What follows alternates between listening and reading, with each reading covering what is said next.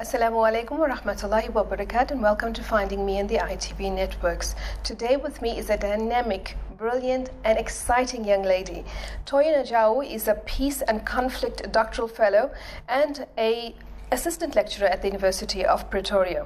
She is also an alumni of the Africa Leadership Institute or Africa Leadership Center, which is in King's College, London. And she has focused on very many research interests, which include human security, conflict transformation, citizen journalism, new media activism, democracy, of course, feminism, gender, and sexual rights. And because of this dynamic and very colorful research interest, and of course, when you meet the personality, you will see it matches.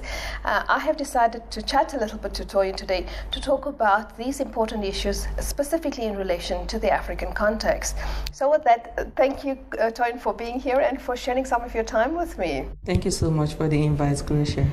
Now, Toyin, you have, of course, made a huge impact wherever you've been in terms of your blogs that you've written, and I see that you've been a two-term international award-winning blogger, and you've traveled, you've been in Nairobi, you've been in London, and now you're in South Africa. But of course, your origin stems from Nigeria. So tell us a little bit about your perception of Nigeria and being a Nigerian, and then interacting in different communities when Nigerians are perhaps understood in either a positive or a negative light. Yeah, thank you very much. First and foremost, I think I consider myself a citizen of the universe, because I realize that, with the kind of diversity in human nature, we can be anywhere and interact with other people. And talking about Nigeria, it is really a diverse community where we have over 200 ethnicity groups, and we have up to 500 languages. And this dynamism is often misplaced when people talk about what Nigeria is about, because it's like one-sided story, where it is about corruption, crime, people, people going out to dupe other people to enrich themselves and all that. I'm not going to deny that we have that, and that is a huge challenge. But that does not represent 170 million people in Nigeria who are very hardworking. We have hardworking people. We have people striving day by day to even, deal with corruption and, retell the story of the society they're really accustomed to now, based on the fact that colonialism had its own effect on us. And that is why perhaps this stereotype had been repeated often. And the media too, international media, I don't think they're helping matters, in the sense that when they elaborate on one side story of a Nigerian that gone out to dupe somebody or to commit particular crime. Yeah. They call it 419. Okay. Yes, we call it 419. That's scam. Yeah. So the scam, when all that is what you see in the news, then you meet a Nigerian and they really just want to look at you and ask, oh, you're from Nigeria. Do you people do crime like they say? Or, I was drug smugglers. Yeah. So you do drugs, or then it can really be annoying when somebody's meeting you for the first time and that's the kind of impression they have in their mind. And because we really have as well a very huge entertainment industry, especially when you talk about Nollywood, which of course I'm not sure I'm patriotic when it comes to that, because I think they can improve on their content and their production, as well as the kind of story they tell, that kind of reinforce a kind of stereotype about Nigeria that is not that positive. Then you get to a place like Kenya. When I moved to Kenya, even right from the airport, the driver was talking to me and asked if for any reason I'm as aggressive as they've seen in our movies. Right. That Then I was like, what? Why would you ask me this question? It was like, Nigerians are aggressive. So how do you know this? Oh, I watch your movies. So I think, again, people's perceptions stem from what they gain from an event or how they interpret what they've been told. But if you don't have a counterbalance opinion where people tell the positive sides of Nigeria in terms of hospitality, in terms of how people are hardworking and they are striving for a better society, it's not balancing out. Yeah, but I think you are at a disadvantage because generally what is portrayed about Nigeria is negative. It's very little positivity that's coming through. And perhaps we have to blame the Nigerians themselves a little bit in terms of what are they putting out there? Are they putting something positive, in terms of the majority, etc.? And I think perhaps considering these experiences, I'm sure this has also shaped your influence and your interest in citizen journalism, social media, etc., to see how they play a role in challenging different issues. But we'll come to that a little bit. I just want to go first to considering now that this is this journey that you've taken, you understand how perceptions are shaped, you understand the nature and effect of culture, and of course the impact of colonialism. You've written an interesting article, Is Culture Bad for Women? The Effects of Patriarchy on the Global South Woman. And I think this is very important for Muslim women also in general, because in most of the majority Muslim countries, we find that culture has imposed upon their identity, and even in their development, often making Muslim women subservient where the religion has not dictated it. But of course, where patriarchy and power comes into play, religion is usually subverted, and as a result, you find these conditions where women are in a very, very poor situation. Now, what did you find in terms of your writing, and how do you look at this? Is culture bad for women? Yeah, thank you very much. I think with that article, it was interesting to discover that even in international relations, there is a contestation. Is it contestation? Yes, contestation, yes. Okay. There is contestation about what multiculturalism is about and how it affects, the space women occupy in the society. And in looking at this, I realized that when we talk about culture, especially when we're speaking to ideas and customs as well as social behaviors of a particular group, that in itself is not the problem. It's what had dominated it over time, which is, speaking to patriarchy and speaking to culture of separating women from men and putting women now at the bottom of the ladder. And it's what is problematic. And again, going in that line, you realize that decision-making is left to men. And you realize that objectification and sexual portrayal of women is so male-centric. Yes. So all this is the reason why, for my article, I try to focus exclusively on that to see, okay, at what point did this become our history? And then I will go back to history of Africa, where colonialism still has its own disadvantage in how things have changed over time among men and women. So from your experience, do you find that prior to colonialism, these were not major issues? Did it become... In some cultures, yes, yeah, okay. They aren't. These are not major issues. And I will refer to a book by Ife Amadume. She researched into gender and sex role in pre-colonial African society. And in that book, the book is titled Male Daughters, Female Husbands. And in that book, she looked at different roles that women play, especially the Igbo community in Nigeria, where women have powers. There is no clear dichotomy between the role of a man or of a woman. Men as well as women have powers. In marketplaces, economic places, political spaces, they have powers. They coexist and they co-rule in a way that, it's no big deal to the society. But when colonialism came, there is a clear segregation where women now are not given role in administration, and over time, the religion that they practice, which is more traditional and which gives more power to women in some cases, were taken away from them. So that kind of changed the whole dynamic in their relationship. Yeah, so in a way it also eroded the I suppose the memory and the culture of the people. I think it suppressed the memory. I won't say it eroded it. But so then suppressed it, yeah? And as well as in the culture, there is a huge suppression, because over time this differentiation between men and women and giving one power over the other had kind of divided the society. So culture got suppressed, and many people don't practice it the way they knew before colonization.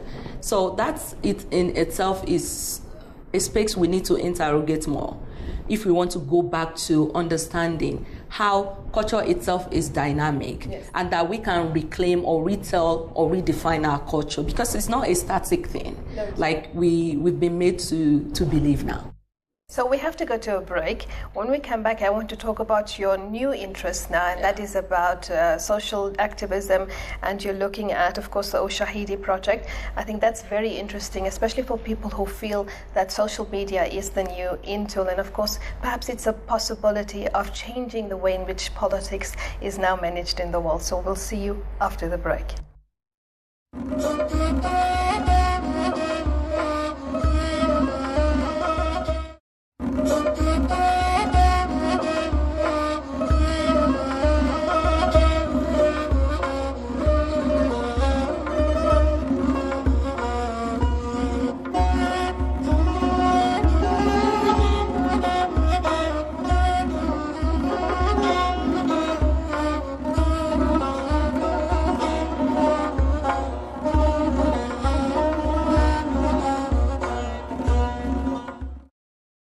Assalamu alaikum rahmatullah, and welcome to the second segment of Finding Me in the ITV networks, today with my very dynamic and gorgeous, lovely young guest, Toyin Ajao.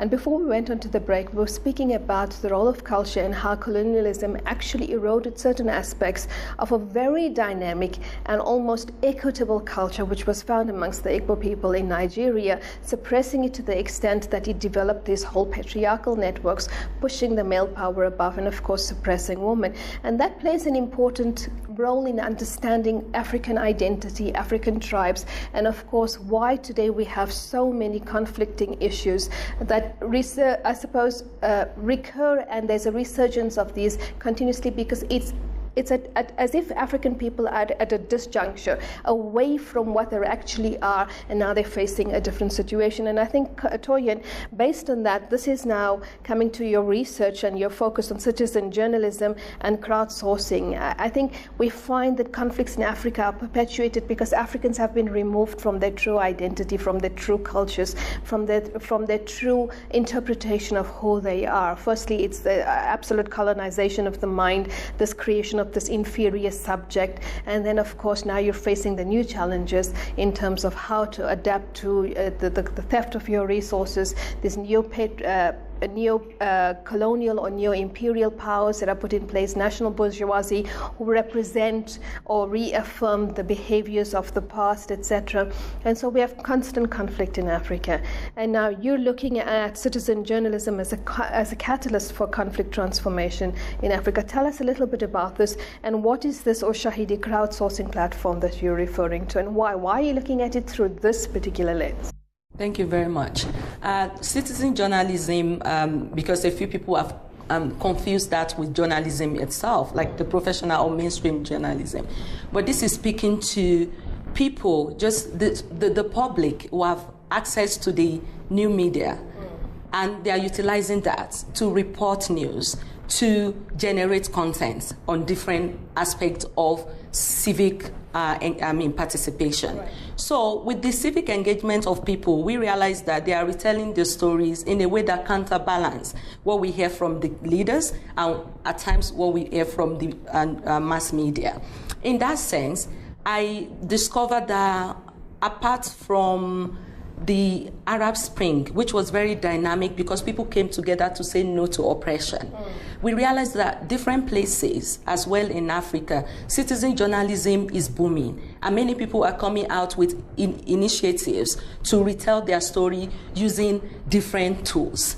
And they move it to the extent of not just sharing news, not just sharing reports on very devastating effects or devastating situation, to reconstructing a very positive response into reacting to these things. And that's why Ushahidi platform in Kenya is very important.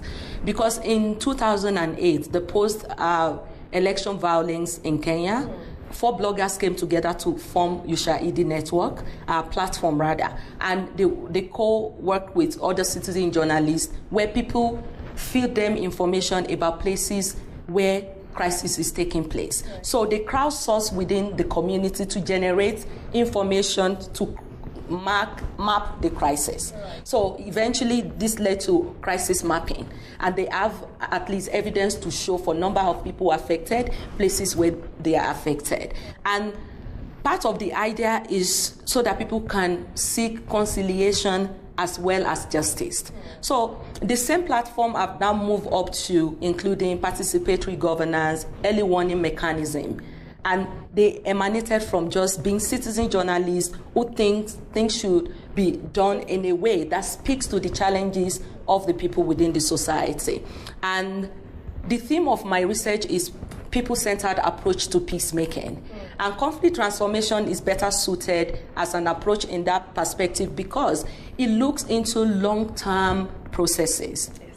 And this, I'm looking at constructive change processes where conflict transforms from destructive to constructive, but with people ideas of change where they are systematically engaging, strategically looking into how they can resolve this. And I think that so many times we focus more on what the leaders are doing or what the UN is doing and how they've conceptualized the idea of peacemaking, peacekeeping, and peace building. And so many times those are so technocratic and it's a top-down approach. But this time around I'm looking at, people have this idea of utilizing the tools that the new media has provided for them to retell their own story, to challenge the status quo, and to come up with an idea that can, help in rebuilding their relationship within that society.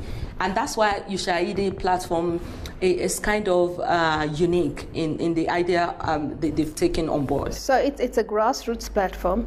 It's giving voice to the voiceless. Exactly. And it's allowing people to actually play a role in their own governance and in their own, I suppose, government, and making sure that what they feel and what they say is actually put out there rather than having the leaders or certain hegemonic groups or certain individuals who maintain power speaking on their behalf, isn't it? Yeah, that's exactly is part of what the Ushahidi platform has been doing from my understanding. I am going to the field later to interrogate with this platform and talk to different people in different capacities. But as well as I know, the Ushahidi platform had gone beyond just Kenya.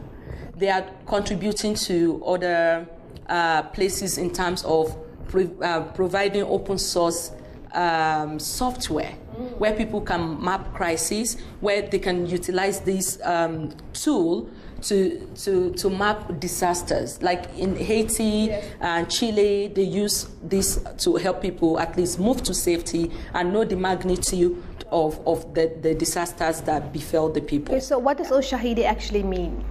Ushahidi means testimony. So this is an individual testimony. Yes, it's very potent. Yes, it's a Swahili word, and it means testimony. And they said they are the one just bearing testimony to the occurrences within their community. And I think that's really very important. It's very linked to the Arabic word also, which means a shahid, somebody who witnesses. And if you look at shahid, is then a martyr. Yeah. So I think that some Arabic words in Swahili, yes, I have noticed that as well. But even in Arabic, to give testimony, the root letters are shahada. So I give witness, then I am a shahid. Okay. Yeah. So considering that this is now a dynamic voice, a platform for the people to give their own expression, to counter the narratives that are put out there, what do you how do you link crowdsourcing and citizen journalism to conflict transformation in Africa, and why do you think it's important? Thank you very much. I think with the concept of conflict transformation, it's kind of, take it a bit further when you're talking about conflict resolution or conflict management, to state that the missing ingredient is the people. The missing ingredient is how people, interpret what is happening in their society, as well as look into how they can transform that place. I'm looking for a different word to use to replace transform, but I think if I can't find it, I just stick to this for now. So it states that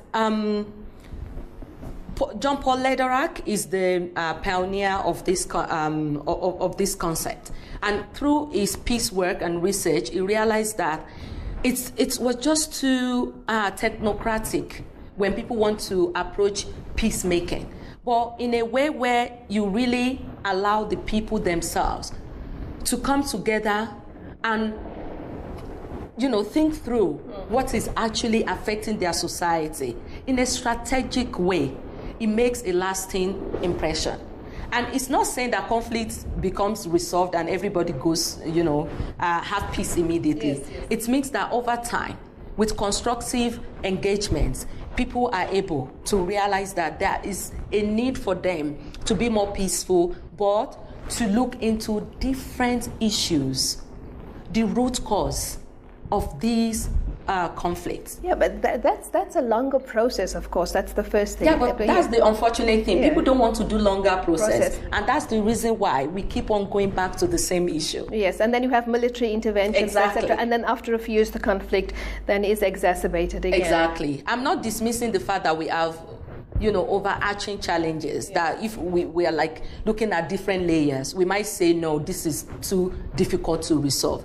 But imagine if people, in a way, have looked through this lens of, we need to understand the root cause, and we need to be engaged in moving this away from destructive conflict to constructive conflict, where we even accepted that because of the dynamic of human nature and our diversity, we will clash from time to time. But does it need to be destructive?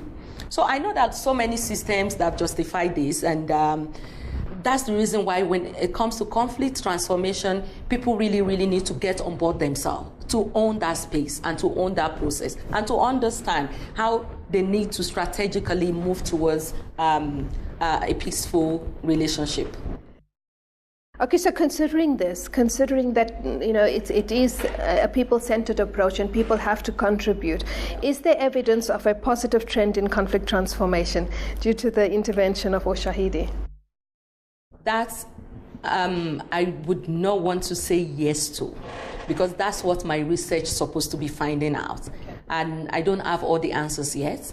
But what I know for sure is that Ushahidi platform had demonstrated the potential of transforming conflict within that society with different initiatives they've come up with, and with the cross-partnership that they are having within Kenya society to at least understand what any early warning mechanism means to, peacemaking. So all this is what I really want to find out. And I know for sure that what they did in 2008 was significant, because as people were able to know the magnitude of the violence, and some people were able to know where not to go to so that they can avoid getting into trouble and all that. But how that's transformed over time and is leading to constructive change process is what my research will be finding out when I go to the field. So considering that this was a very positive approach, as a closing, because we're at the end now, what message would you like to leave to the people of Africa specifically in terms of our own potential and our ability to, of course, find reconciliatory measures? I think I would say, as one bona fide African person myself, that we need to constantly critically analyze everything we think we know. And if we do that, we'll be able to at least understand where we're coming from, to know where we need to go as a people. Not because somebody imposes on us how we should function, but if we understand our own history, we'll be able to rewrite our own reality. And by constructively engaging, in several aspects of our political, economic, and social lives. And I think this, for me, is very important. And it's high time we stopped leaving powers into the hands of the elites. Power belongs to the people, but it depends on how we construct that space as well that matters the most. And that, for me, is a very important way to move forward. And I think that's absolutely dynamic, because it's about reclaiming your heritage, knowing your history, and then rewrite the way in which you perceive the present and the future. So and we have a lot to offer. Yes, we are so dynamic. I agree with that totally. So thank you very much for sharing this space with me and for sharing your thoughts. Fi amanillah, wassalamu alaikum wa rahmatullah.